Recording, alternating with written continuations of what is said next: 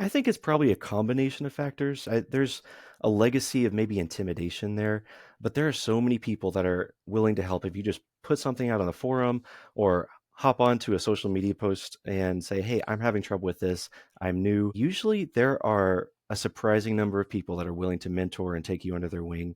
It's also kind of frustrating. The older that I've gotten, which thankfully I'm not that old yet, but the older I've gotten, the more I've noticed there's an unwillingness for me to engage because you've seen so much of it now, right? You've seen the latest and greatest, and the latest and greatest is no longer the latest and greatest, right? When I was young, I really liked playing video games, and the older I've gotten, the less enthusiastic I've become, not because they're not entertaining, but I just don't have the time or I don't have the willingness to engage. It's not as new, right? It's not as new and interesting anymore. And every time you're opening up a new user interface, you get a new phone, you have to understand what all the apps are, where they live, what they do, or you get a new laptop. And if you've ever been assigned a new laptop at work, you know how frustrating that can be, and how much of your hours and the time at work it takes up trying to learn that stuff. So I think part of it feels like a chore, and part of it is it can be intimidating. And those two is a strong 1-2 punch in my opinion.